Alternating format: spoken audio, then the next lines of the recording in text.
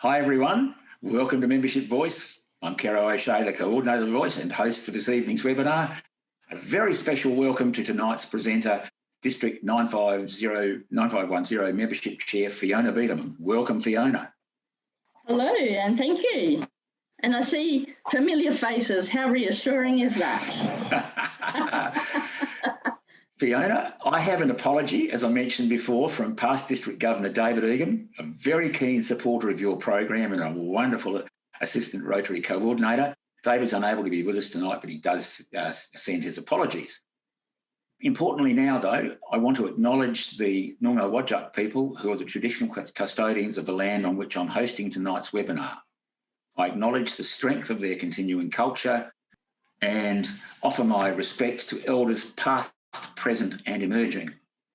And Fiona brings a wonderful resume to this job as a district membership chair, being a business change leadership coach, training specialist, passionate about change and making a difference in the world. Rotary, we need you. And thrives best when she's working with groups on projects and in workshops, very relevant to tonight's presentation. Fiona's aim is to provide guidance and advice to individuals and groups, challenge them to find the best solutions in their own situation. Over to you, please, Fiona. Awesome. All right, guys, I'm going to kick off and share my screen. So just bear with me and technology will all be kind. So I am going to be facing a second screen. So for any of you that are looking at me, look at what we're showing instead. So I guess what I want to, hold on, I've got to get the clicker working. Why is the clicker not working? Bear with me for a second.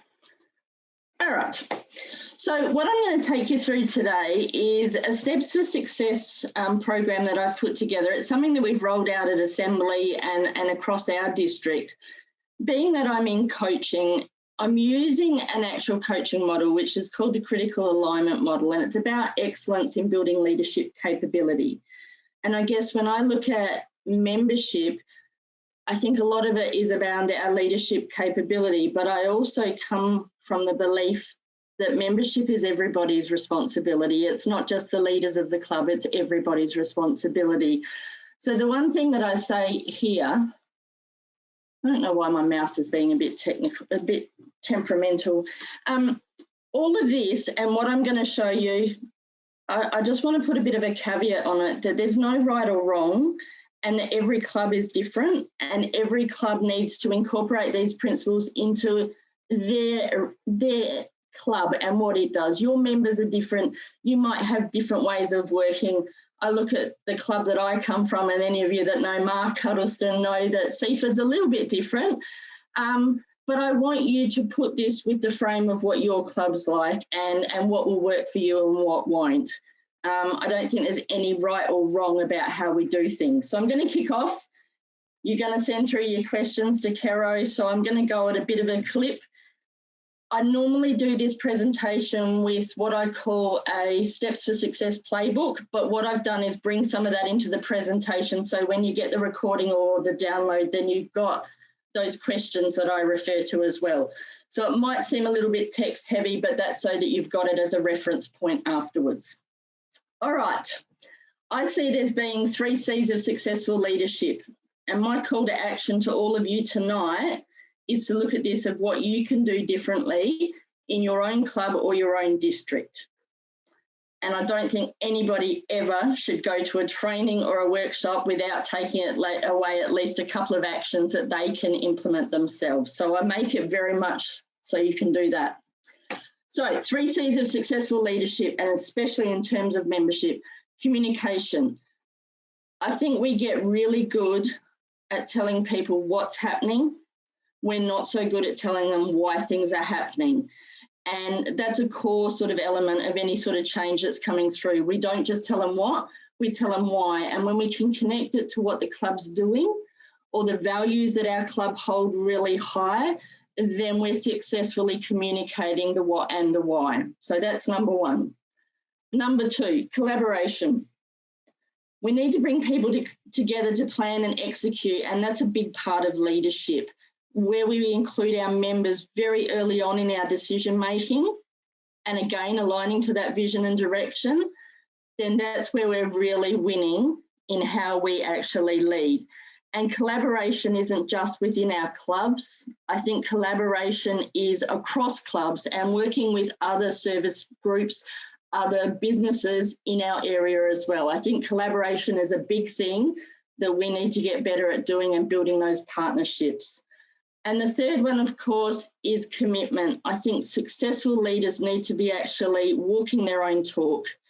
We need to actually make sure that our beliefs and our behaviours actually support what we're talking about. If we're saying that we're really energetic and we're excited, but we're walking around moping and moaning about everything that's going on in the world or in our club, then it's really hard for people in our club to actually follow our direction. So we've got to be walking our own talk.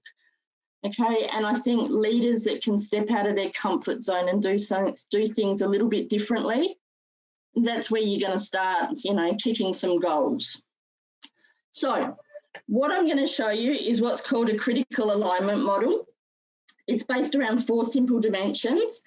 And why I like this is it really helps us understand where we might have gaps in our thinking, in our communication, or in the things that we do. It's a really tangible way of actually being able to align some of the stuff we do. So there's 4 of them, and I'm going to go through and explain each one of these and then give you some steps that you can take around each one. So environment, structure, implement, and people. So the benefits of using a model is it's best practice. It also gets everybody talking in the same language if you bring something like this into your club or your district. It gives all members one united focus. It helps us discover those gaps, okay, and how we can close those gaps. So it gives us solutions, and it also provides us a way to receive feedback. And hopefully that's going to make a little bit more sense when I start going through them. So we'll start with environment. Environment is the culture of your club, even your district. Okay, it's how we treat each other, it's how we speak to each other, it's what's important, it's what's on show to our members. So when somebody walks into your club, how do they feel? What do they see? What do they hear? I'll give you an example where this is really relevant. And our district governor, who owns Paradise Motors, loves this concept because he gets it. So my husband, when I was first doing this training, my husband wanted to look at a new car. God knows we don't need a new car. But anyway, he went into a dealership here, and I won't tell what dealership, but he went into that dealership. He stood there for 10 minutes and not one person came up to ask him what he was doing. And this is a man that's ready to go and spend dollars. Nobody come and spoke to him. He went up and he actually approached one of the ladies behind the counter and said, look, I'd like to talk to somebody. She said, everybody's in a meeting. Nobody's available to talk to at the moment. They'll be about 10 minutes. So he thought, okay, I'll sit and wait. 10 minutes later, nobody came out. He waited another 5 minutes. He got up and he walked out of that dealership. There's a lost sale. Now, I know we're talking sales, but it's the same in when we're talking membership and we're talking about clubs. When somebody new comes into your club, does anybody talk to them? And I know there are clubs where this happens where they don't. You need to make people feel special, and how you make people feel is a really big part of your culture and what your club stands for. So we look at this, some questions to ask yourself, and I'm not going to read every one of these, but again, it's some things to think about. I want you to consider when somebody actually does come into your club, how are they treated? So is there any idea of what your club stands for, what your goals are? Do you talk about that? Do you give new people your full attention and make them feel special? You know, a big thing, you can have somebody that specifically greets people coming in. How do your current members treat each other? How does your club feel? I know there's clubs, and I visited them myself, where everybody has their own seat and a newcomer gets put somewhere else because you can't sit in somebody's seat. And these are really small things that we think aren't important, but to somebody coming in who's probably already feeling a little bit uncomfortable, it's a really important part of what our club stands for. What behaviours and actions are on show, and are we clear on what's important? Now, here's where you get some tangible tips that you can actually do. walk your talk, and I spoke about this as a leadership skill. Your actions and your behaviours define the culture of your club. If you want people to feel welcome, then you've got to actually make them feel welcome. And that goes for everybody. When you start all doing that sort of thing, it sort of just generates a special sort of energy. Another one which some clubs do really well, my own included, some not so good. But creating an information pack for newcomers which tells them a little bit about your club and what your club actually does, projects you've been doing, what's important to you, what you value. This is really important stuff when we're bringing in new members or even members that have been there for a while that really aren't sure what we're doing. Ensuring someone's available to welcome them and introduce them, and maybe not just the first time they visit, but when they come back, making sure there's always somebody to greet them. And you know what? When we say that membership isn't just the responsibility of one person, every member in your club should be actually on guard looking at this and being sort of aware of anybody coming into a meeting. Lean in, be curious, ask questions, learn more about why people joined Rotary, why they're coming to a meeting, why they're coming to a project, why are they there, what's important to them. All of that sets the tone for what your club's about. All right, next one we go to, structure. Structure's the second part. Once we actually understand our environment and the culture of our club, structure it really enables you to replicate things and empowers people to take action. So let me tell you, if you have stress and overwhelm in your club, it's usually a lack of structure or process and people knowing how things get done. So internally, it's a way of thinking and making decisions and having some structure around that. Externally, it's systems and processes within the club of how you do things. So how you set up projects, how you assign volunteers, that sort of thing. So if we have a look at these questions to ask yourself, new members, even current members, how do you manage them? Do you have a process that actually you invite them, you induct them? Is that known? Is that just ad hoc, make it up as we go depending on who it is? Or is it something that you follow the same process?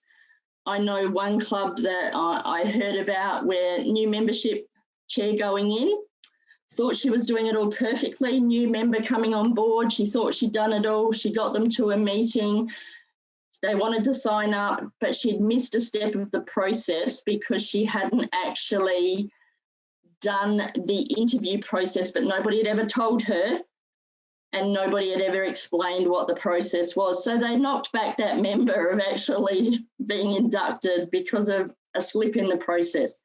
Sometimes we've got to be smart about what do we value more, that person being a part of our club or following a strict process. So there's a balance there. How do you communicate? Are your methods for communicating with your members clear and understood? So some clubs have Facebook pages, some clubs have newsletters. However that is, make sure that there's a clear structure and people know how to find information. And again, what is your club criteria for choosing projects? How do you deal with challenges? How do you explore new ideas? All of these are key things in setting up some structure so people know what happens and how it happens. So some tips for success: document the way things are done, from decision-making to communicating. And then I'm going to add the next one, which is really important. It doesn't have to be complicated. The simpler you make any sort of decisions of how things happen, the easier it is. It can be a couple of dot points. It can be part of how you put your information pack together, which has that information. Don't overcomplicate anything, because if you overcomplicate it, it all falls apart. Consider how having simple structures in place can help emerging leaders step into roles.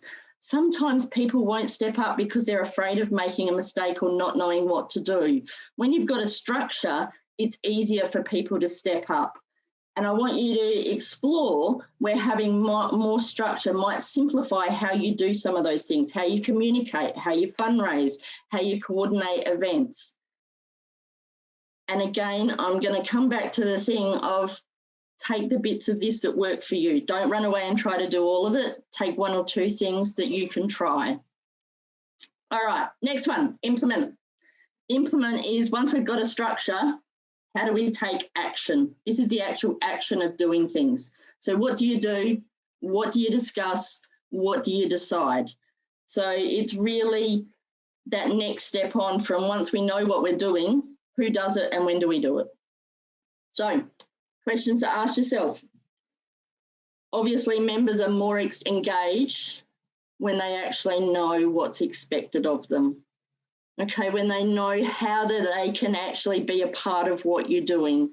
And I know we don't do it intentionally, but I think in some clubs, we're so committed to making it all go right and to doing the right thing that sometimes we think it's just easier if we do it ourselves. We've been there a long time. We know how things need to be done, but that's really, really excluding newcomers who want to be a part of it. So sometimes we need to actually look at how do we share that? Do we let people actually be involved and learn how we do things? Do we let them step up? I know clubs won't let the newcomer cook the barbecue because they might not cook the sausages the right way. That's not a way to be inclusive and actually involve people. So it's just looking at those things and looking at how we can involve people and engage them. Do you spread the workload and involve everybody? There should never be a club where only one or two members are monopolising all of the work or activity, or that's their sole job. And I know that's a difficult thing because sometimes that's how people feel safe. But if we're talking about inclusive clubs and engagement, these are really key things that can make a real big difference. This is a really important one, I think. It's about recognising achievements and successes and sharing them, not only with your members, but with your local community. I know my own club, we're really, really good at telling people how good we do things, and that's a really important part of our brand is sharing our successes and really wanting to engage with people and saying, these are the things we're making a difference, come and be a part of this. We need to get better at that. I think in the past, Rotarians, Rotary clubs, we've all sort of said, you know, oh, we do our thing, we don't want to make a big deal about it. But for Rotary to grow and for us to attract younger people, we've got to actually be shouting it from the rooftops and being proud of what we're doing.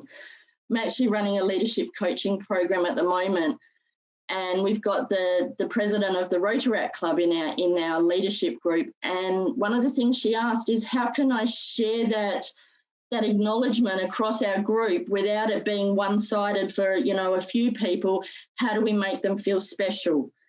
And one of the things that I know in my own club we do is giving a small group of people every week an opportunity just to talk about something good that's happened, a 60-minute sort of little window to tell us about you and what's been good. So explore ways that you can actually make people feel a part of what you're doing. And the other one here is, how are decisions made? Some clubs actually involve their whole club, the smaller ones definitely, in involving all of the club in decisions that need to be made. Some are made by boards, some are made by committees. It doesn't matter how you do it, just make sure it's known and make sure that you're actually still giving people a voice in whatever way that looks or sounds. So, tips for success. This is a really great one that I do with clubs. When I go out and talk about membership, I actually give them 3 coloured sticky notes each. So green, yellow and red. And I look at what's good. So what needs to be expanded? What can you do more of? That's a green. Red is what's not so good and what needs to change.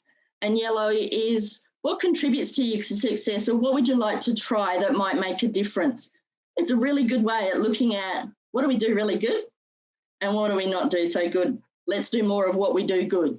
And it helps clubs focus on what actually helps them move forward and engages people, because let's face it, when we're doing stuff that feels good, we all feel good. And that energy actually contributes to your environment and the culture of what you're doing. Consider who can support individuals to grow and develop. I think this is a really big one. I think we need to get better at mentoring and supporting both the members that we have and incoming people, helping them learn a little bit more, helping them be involved in what we do, understanding why they're there. where we can put in buddies or mentors. I think that's a really good way to utilise the knowledge we have in clubs. There's a huge amount of resources available through the Learning Centre. There's always stuff that's shared about membership through newsletters, so use some of that stuff. I think that's a really good way of taking action and making changes. And this is one that I love, and I saw a really excellent example of this, but creating a showcase of your wins and your successes, whether it's on social media, whether it's in a handout. One of the ones I saw the other day was a club that actually has set up a window in a supermarket, like it's a shopping centre, like just a static window, but it's got some things from their projects, it's got some action photos, it's got some information. We should be actually sharing information in the community and doing a showcase of those sort of things in whichever way form works for you. We do a lot of ours on social media using Facebook. We're always sharing action, what we're doing, why we're doing it. So last one, most important one, your people. Whether you're potential members or whether you're current members, people are absolutely the heart and soul of what we do, who we support and why we exist. And I think it's really important, especially as leaders and especially of those that look at membership, is understanding what's important to your members, what motivates them, what they're passionate about, why they joined Rotary. And I always tell this story. I have an absolute favourite in our club. He's the first person I ever inducted as a president. He's now 87 years old. He is absolutely passionate about raising funds for ovarian cancer. He lost his wife 3 or 4 years ago to ovarian cancer, and this has almost become his reason for being, and he has raised tens of thousands of dollars for ovarian cancer. When we first met him, we were doing during a local member of Parliament's office opening, and Dean came up to us and asked us if he could actually get us to cook a barbecue for a fundraiser that he was doing for ovarian cancer. And our club got involved in that and supported that. And I think for about 6 months, we said, you should come join Rotary. We could support you and you could be a part. And he said, nah, I'm too busy, got too much on. And then he joined us. And we partner regularly with him. We support his causes and what he does. And he is one of the most visible, active members of our community that I've ever come across. At 87, he has more energy than most 20-year-olds I know. So when you find out what your members are passionate about and what drives them, that again adds to the energy and the culture of your club. Another one that we had was a young lady who was very passionate about suicide prevention and awareness, which brought one of the biggest projects we ever did in running a community walk for suicide prevention and awareness and raising funds for that. Your club members are your greatest source of projects you should be doing, so talk to them. Ask them what they want to do, what they want to be involved in. And this comes back to, again, I talked about recognising your people. It's also recognising and engaging them. Asking what's important to them, valuing their opinions, being approachable and available. If there's something that is important to them, if you're approachable, then they will come to you if it's something that they want to do. Ask your members what projects you should be doing or what's needed in the community. One of the things I actually did with one of our clubs, they were looking for projects. They had a bucket load of money, a bucket load of resources, and no idea where to actually take any of that. And so what we actually did with them is they actually, in their Bunnings barbecue, handed out just a little slip to everybody that actually came up and bought a sausage and asked those people to tell us what your community needs and what you'd like to see us doing in the community. Asked for their contact details and then contacted those people back to say, talk to us about what this project could be and whether you'd like to be involved. Now, we did a little, I think it was a $50 gift voucher for one person, so there was an incentive for them to actually give us their ideas. But what a wonderful way of connecting with your community and asking them what's important for them and what they can see. There's your potential members without any huge effort required whatsoever. So they found projects that they could actually look at, and they found potential people that were passionate about those ideas. So I'm always still a big advocate on doing a club health check, member survey, whatever you need it to be, but touching base with your members and finding out what they want to know more of. And I guess this is a really big bit. We talk about, as leaders, walking our talk, but I think sometimes we also need to walk in the shoes of our members or our potential members and understand where they're coming from and what's important for them. It helps us be more empathetic and more compassionate to what matters. Involve them in the things that matter, especially to them. Okay, and the best way you can do that is to ask them what matters to them. Ask questions, get curious, find out what drives them, what excites them. Explore different ideas that appeal to different needs and wants. Don't assume that everybody in your club wants the same things or has the same needs. Best thing you can do is just talk to them. And again, don't assume that you know what they need, ask them. This was a really big thing that came up in leadership coaching last night. I've got 2 young people, so Rotaractors in that group, and one of them said sometimes clubs assume they know what we need. All they have to do is ask us, because sometimes it's totally different. So ask people what they need, ask young people what they need, what's important to them. And I guess this is the absolute overarching thing. People will go where they are needed, but they stay where they're appreciated. Appreciate your people and what matters to them, and you start building a club that's really strong. So last thing, ideas to consider. To sum it all up, there's no one size fits all, okay? All I'm saying is try different things, partner with other clubs, explore new ways of doing. Just don't sit unmoving and unchanging and hoping that your club's going to grow or get better. And all clubs can improve. Doesn't matter how good your club is, there's always room for improvement and innovation and new ideas. Determine the most effective means of communication. Communication is absolutely key to success in any part of life, okay?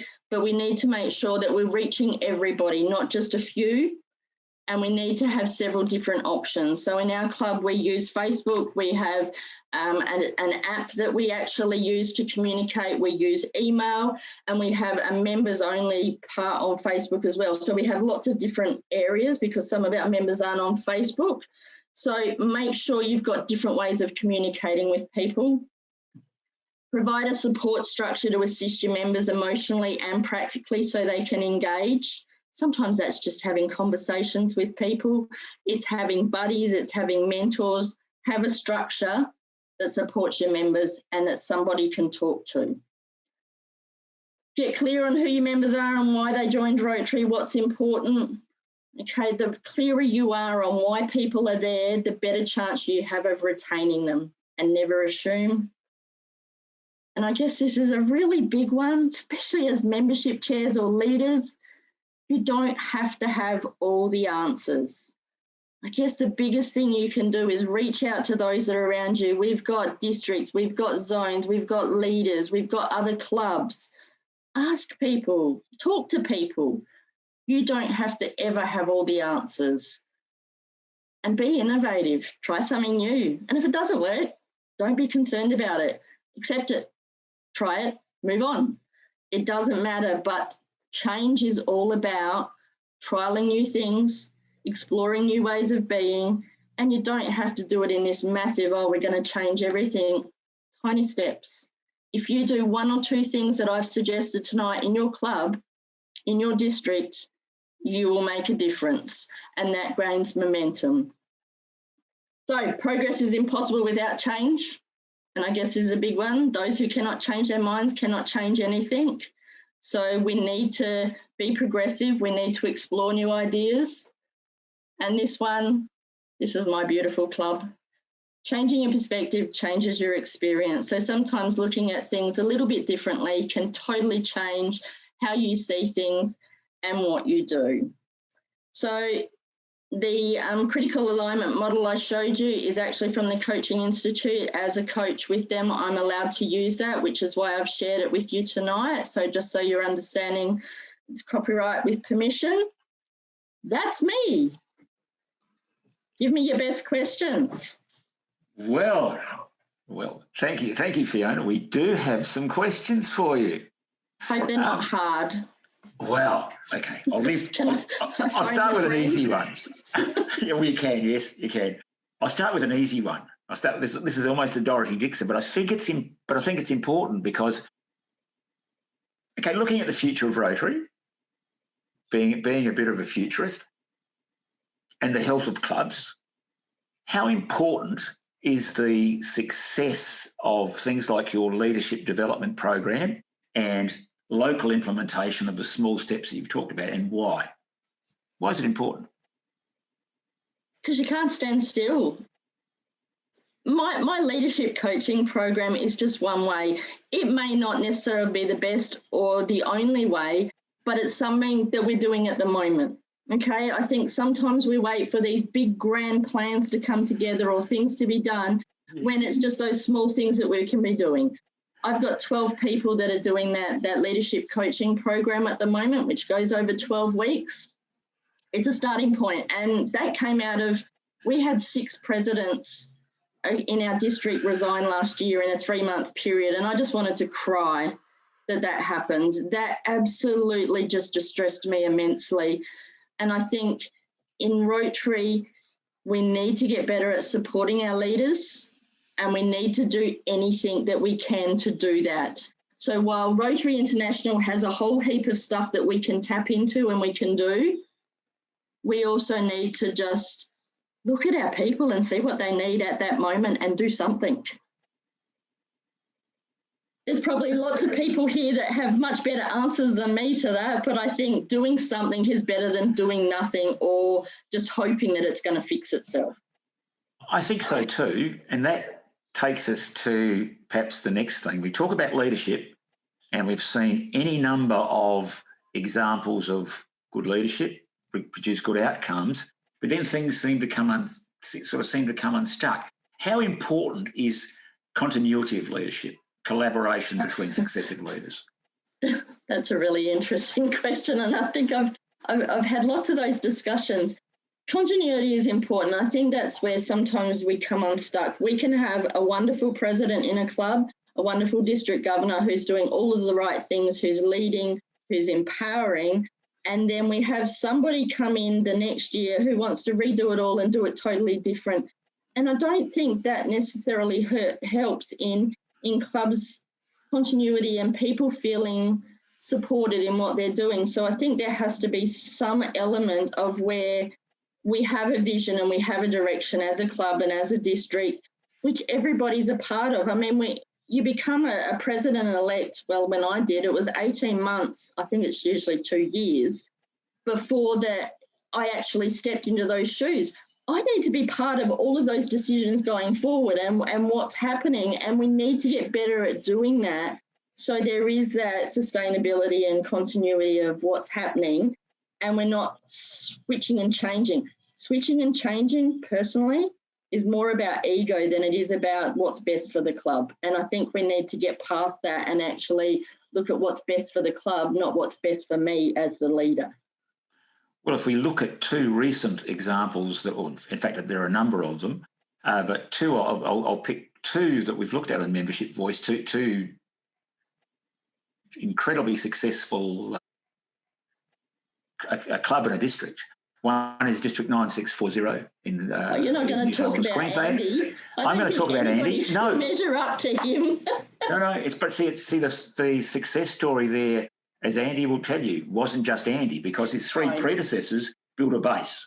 They stabilised things, they put things in place, and Andy triggered a bunch of things based on that previous success, and now he's working with his successor. But the thing there was about continuity.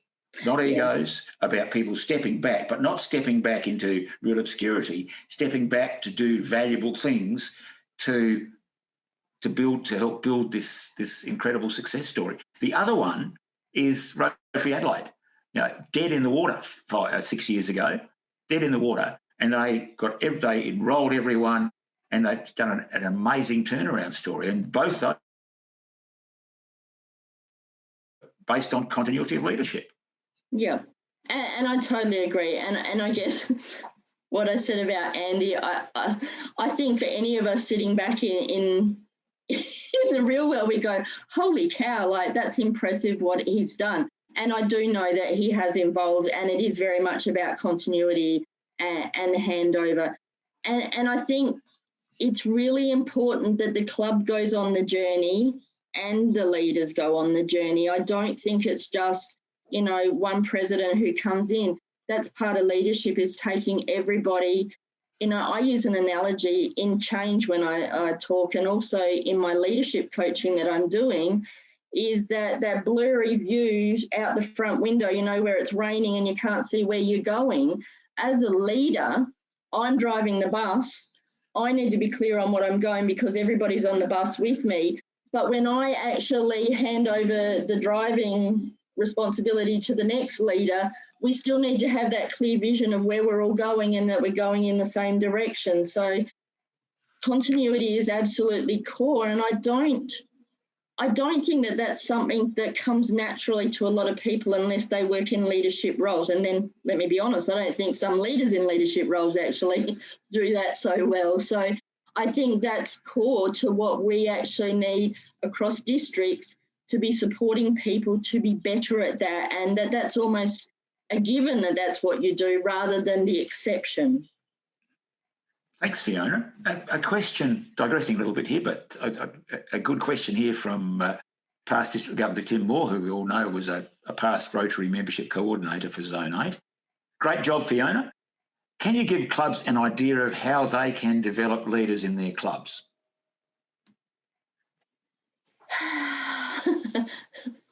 The best thing I can recommend, find who's doing it well in your district and start building those mentoring sort of roles and those support roles. We've got some really wonderful leaders in our district, and that's where I'm tapping into them. I'm also putting something together, so I have that benefit. But you know what? We have so much knowledge and skills in our clubs, and I don't think we tap into it. Our district governor is very big on vocation and honouring the skills we have. Every single district has those skills amongst them. Find them, bring them to the fore, and figure out what your district needs. I think that's the best thing you can do, is finding where that is in your district. And it might be a different version in every district, but it's still a version of leadership that you can support your presidents. I think we need to do more at supporting our presidents and actually not just teaching them about Rotary, but teaching them how to lead effectively. Thanks, Fiona. Looking at another side of this, RI Director Jessie last week spoke about her approach to change management, which is an asset-based approach, looking at positives. How important do you think it is for new leaders to adopt, say, an asset-based approach as opposed to, say, a deficit-based approach? Absolutely core. And I talk about it in probably just slightly different terms, but same concept. I talk about strengths. I think all clubs, and I do this in my membership talks when I go out to clubs, what does your club do well and how can you do more of that? And I think we need to focus on that rather than what are we not doing well and what have we messed up and what's not been good. Focus on what you do well and build on that, because again, when I talked about environment and building your culture, if your club's winning and doing good things and feeling good about what they're doing and building on their strengths, then that's what shines through and that's what's on display. So sorry, I'm very passionate about strengths and a focus on that, so that will be always what I advocate for. Fantastic. Thanks, Fiona.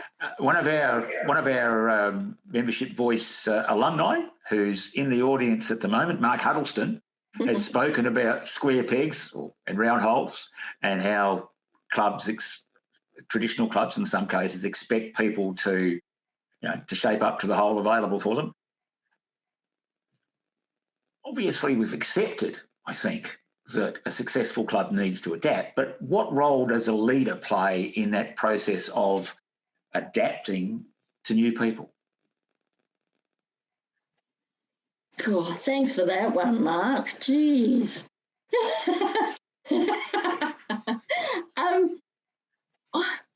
I just think we've got to come back to basics of we're humans. Like, we all have our little quirks. We all have our different ways of doing things. I think sometimes in a leadership role, we just have to accept that we're all different, and that's what makes our clubs what they are. We don't all have to necessarily do it the same way. I think we need to focus on more, what are the outcomes we want to achieve, and what's the best way for that person to get there. I think sometimes we want everybody to fit in this little cookie cutter shape of this is how a leader looks and this is how you have to do it. And I think we need to embrace some of that diversity and some of those different ways of doing things, as long as we're still going in the bus in the same direction and we're getting to the same place. I don't know that that exactly answers the question, but I think we need to be more flexible and a little bit more open to different ways of doing and different ways of being. Sounds pretty good to me, Fiona. One of the things that comes with with an organisation that's a successful organisation that's over 100 years old is that there are traditions and things. Sitting next to that tradition can be some pretty ordinary baggage in the cloakroom. What part does baggage play in terms of history derailing the future? Sorry, I think baggage needs to be in the back seat and not looked back at. I actually had this question asked. Well, I didn't have it asked, but it actually came up last night in our leadership program.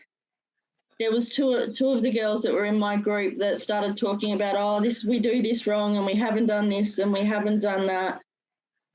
And I think sometimes it's drawing a line in the sand of, yes, that might have been the case, but let's just look at solutions. How can we move forward and what's going forward? We spend too much time looking in the rearview mirror.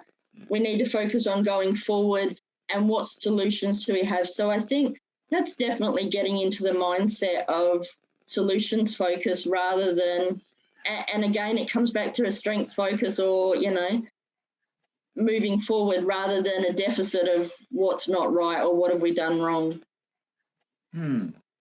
Thanks, Fiona. Looking at technology, before 2020, I think there were a lot of clubs that were happy being traditional face-to-face things, and they saw things like Zoom as being the work of the devil. COVID-19 changed that abruptly and dramatically. A lot of clubs embraced technologies, in many cases with a grimace, but did it reasonably successfully. But how has that adoption of technology changed the role and, say, responsibilities and opportunities for leaders? I think it's opened up a wealth of opportunities, and that's how we should be looking at it. I think it forced us into a place where a lot of people weren't ready to go, but I think it's not just Rotary, it's life. Like the opportunities, I started a new job this week. It is entirely remote. I spend my whole day in meetings on Zoom and working remotely with people all over Australia. And that I think is exciting. It opens up so much more. One of the girls in my leadership program is now in Canberra. She can still sign in. So I think we need to look at how it works for our clubs. I don't think you can just put as I say, one size fits all, this is what we need to do. I think each club needs to look at how they can use technology, how they can embrace it to do more. And a lot of why we resist it is the fear. We don't know, or we're afraid we're going to mess it up, or we don't want to look silly. And I think sometimes clubs just need to look at how they can actually overcome that fear. And that might be, maybe you have a meeting where you sit around and everybody learns how to do Zoom in a group situation. It's owning it, and then it's finding a solution of how you can work with it and making it work for your club. Thanks, Fiona. There's a bit of a recurrent kind of theme there, and I think maybe we might turn directly to that. This issue, say, particularly with, say, more senior people, I think, this issue of fear of failure percolates through, and how significant is that for us? Oh, God, that's just human behaviour. Like, nobody wants to fail. We all want to feel like we belong. We all want to feel like we make a difference, and change threatens that. You know, if we have to do something different, well, we might not know how to do it. So I think we need to, instead of avoiding it, I think sometimes we need to call it out, and we need to find ways to move forward with it. I don't think there's any easy answer to that, because it is human behaviour, and we all have a lifetime of beliefs and patternings behind us that make us who we are and make us act the way we do. But I think if you bring it down to an individual, if you're talking about conflict or disagreement or, you know, things that aren't working in your club, I bring it back to where we just focus on the people. It's having those non-confrontational conversations with them and trying to get to the bottom of why they're actually upset, frustrated, concerned. It's not having a big group conversation where you put them on the spot and make them feel bad. It's taking them aside and say, look, you know, I noticed that this happened, or you were a little bit hesitant. Is there anything I can help you with, or is there anything we can support you? And we need to come back to that compassionate way of talking to people and dealing with people, and not assuming that we actually know what's really going on for them. So communication comes back to communication. People. Okay, this is pretty important, because one of the issues that, in fact, I think it's second on the list, unresolved conflict is a primary cause of a lot of very, very good Rotarians, and the person or the people who are on the ground to be able to change that are leaders in their own clubs. If you had a situation like that, can you just talk us through again how you would address that? You've got two people who are at loggerheads and things are deteriorating. How would you deal with that?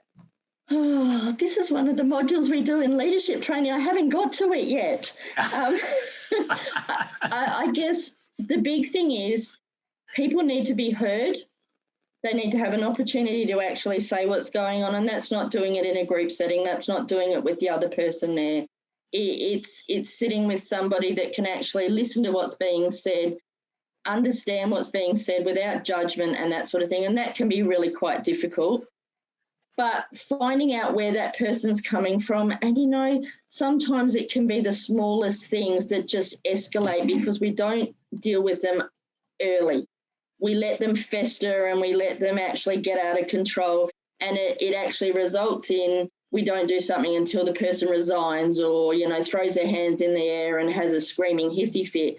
I think if we're noticing those signs of unrest or conflict, it's about individually talking to them, but then trying to find a way to mediate, because in any conflict, both parties need to win in some way.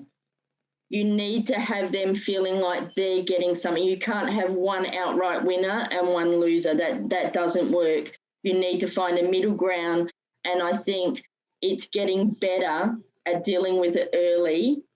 I think in Rotary, my experience in my last few years is we tend to just pretend it's not happening until it's too bad, and then you can't pull it back and you can't fix it, and then we say things we don't mean, and feelings get hurt, and rash actions happen. So it's about not being afraid of it. It's about actually helping people, you know, to work together. I don't think there's an easy answer, but I think we need to get better at not avoiding it.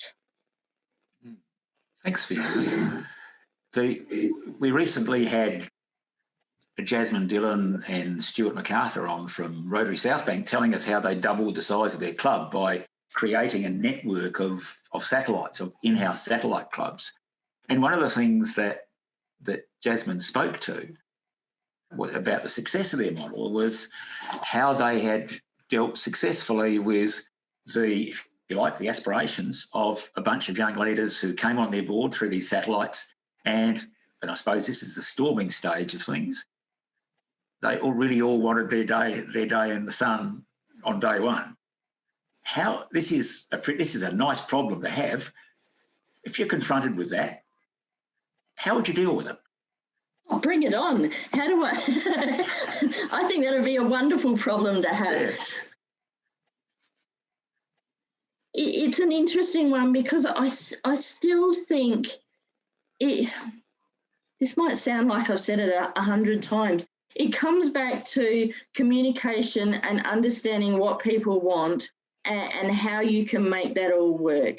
And I think with those sort of things, if you've got a whole heap of people that, want to come to the forefront, we're all adults. Let's sit down and figure out how we can do that and making sure everybody has a voice. I think that's really important and that you have a plan that everybody's a part of. I haven't been in that situation, so I'm not sure that I'm the best person to answer it, but man, I think that'd be an awesome problem to have. Well, yeah, Jasmine and the team there seem to have handled it all rather well, but I just thought I would ask your advice on that while we were talking about it. Now, this is a related issue in terms of it involving inclusion, but a different group of people. We've heard a lot of bad press about older Rotarians and negativity and resistance to change. But one of the things that came out of the incredibly successful Rotary Adelaide renovation program was they had a group of older members, and if those people hadn't got involved in the change, the bus wasn't going anywhere. What they did was share stories about these guys so that other people came to appreciate their histories and their what they'd achieved. What would you do if you were, handling a club renovation like that? We were bringing on a change, group of older members. How would you deal with it? Can I say the same word again? Communication, talk to people. I think I'm a really big one who will say ageism is the worst thing you can ever say. I gave an example of Dean, who's 87 in our club. It's not about age. It's got nothing to do about age. Age is an excuse, I think, we use.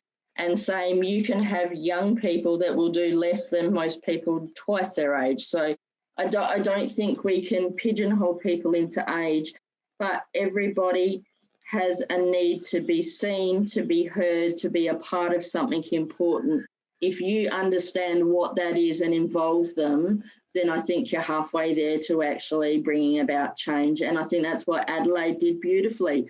They spoke to those people, they involved those people. They didn't only give them the what they wanted to do, that they gave them the why they wanted to do it. So it came back to understanding and to going through it. They collaborated with them. They brought them along on the journey really early. So they involved them in that. And then everybody committed to this is what we were doing. So 3 C's of successful leadership, Adelaide did absolutely gangbusters. Thanks, Fiona. It might seem obvious, but sometimes when we have a leader who's not confident, who may have perhaps been in a situation of confrontation or whatever, starting a change process, that first baby step can be difficult. What advice would you offer a new leader in that situation? Come do my leadership coaching program and let's support you to build some of those skills. I think as clubs, we need to recognise that when people are being brave enough to step up and make sure that we've got a really strong support network around them so that they don't feel alone, because really the president is just driving the bus, but everybody else needs to be on that bus going with them, and everybody should be supporting them. And if the president loses their way, they still need people around them to support them in staying on track. So I think it comes back to let's build strong club environments and build our cultures so that we are supporting our leaders. And I know this happens where it's almost like if you're the last person to put down your hand, then you're it. That's not a way. We need to be supporting and having those structures so leaders do want to step up. And even if they are a little unconfident, non-confident, they feel that they've still got people that have got their back and will help them. And I think we need to get better at doing that. Thanks, Fiona. This is a question that I'm sure that others are going to ask. Tim has already touched on it. If others wanted to emulate your program or to say, deliver something similar elsewhere, what would be the best way for them to go about doing that? Speak to me and I'll send you the slides and I'll talk you through it, because I don't want to own this, and it's a model that I'm using already, and I'm already using our president who has coaching skills, who's going through the program as somebody who may be able to take it forward. I don't want to own this. I think it's knowledge that we need to share. What I'm actually taking people through is not rocket science. It's leadership, and it's being a decent human being. And I think anybody with a bit of leadership ability and a bit of not afraid to talk to people would be able to take it through. So I've shared it with a number of people already. And I guess that's why I've got a couple of people that are doing my program, so they can get comfortable with how it runs, so that it can. And I'm not saying it's the be all and end all or that it's the only solution, but you can take what I've done and grow it. Do what you need it to be for your area, your club, your district. And I think that's what we need to do. I'm not precious about owning this at all. I'm doing what's right for Rotary, what I feel is important for our districts and our clubs. And I think that's what most people that are doing these things across Rotary are doing them for, because they see a gap, they have the skills and knowledge, and they want to contribute. Service above self internally. Yeah, well, it makes it better for everybody. Like, really. It does, and it's fantastic. It's fantastic. I have one more question for you, Fiona, seeing as you've been working diligently for an hour and producing some great content for us. Thank you. Fiona Biedermann, Membership Chair, Super District 9510. Why are you in Rotary? Because Mark got me at a weak spot. No. Do you know what? I don't, and I'll tell you a little story, because there's a reason I am in Rotary. So I actually did some work back a few years ago with a club. I was working with an organisation that was doing stuff for domestic violence, and one of the Rotary clubs in the Adelaide Hills was working with them, and I was just so impressed about how they did things. I'll be quite honest, at my age, I didn't even know Rotary existed, which makes me really sad these days. And so I went home and I got on Mr. Google, because Mr. Google's my best friend, and I thought Rotary clubs in my area. And the websites were absolutely appalling. I couldn't find anybody that met regularly. I couldn't find anything that looked appealing. I couldn't find anything that even looked remotely like what I'd seen up in the hills. And so I thought, I'm not meant to do it. And I reckon about 2 months later, Seaford was chartering, and there was an article in our local newspaper and the web address. So I went on there, and it was bright, it was vibrant, it was informative, it was everything I wanted. And so I spoke to Mark, and Mark said, we're chartering tomorrow. Would you like to be a charter member? We were having a cocktail dinner, and I thought, oh, that sounds good. Okay, I'll do that. I had no idea what that meant. And I went along. My first meeting, so I signed up that day, not really knowing what I was getting into, but that's me. Some people don't work that way. My first meeting I went to was our AGM, and they were looking for their president-elect, and I put my hand up and said, I'll do that, figuring I had 18 months to figure out what that meant. It's a bit of a different story, but I love empowering people. I love making a difference. I love being part of something that makes people feel good. Everything I've done has been a part of that. Obviously now I'm in a district leadership role, and I've picked up public image this year as well. So they've given me membership and public image. But I think that's because they go together. They support one another. Everything I talk to is only what Mark's been talking to for the last 4 years. Well, probably way beyond that. I love what we do. I love that we change lives. I love that we make a difference. And I'm really proud to be part of a group that do really good things. So why am I in Rotary? I could not be in Rotary. Fantastic. Thank you, Fiona. Let's have a great round of applause for a fantastic presentation by Fiona. Yay. Thank you. Thank you, Fiona. Thank you. Brilliant work. I will say a little piece here. I do get quite passionate about this stuff, so I just think where we can make a difference, and especially as membership chairs or leaders, then I think that's really important. And I walk my talk both in my job and in Rotary because that's what I value. And you do it well. Good night, everyone, and thank you for joining us tonight. See you all. Thank you.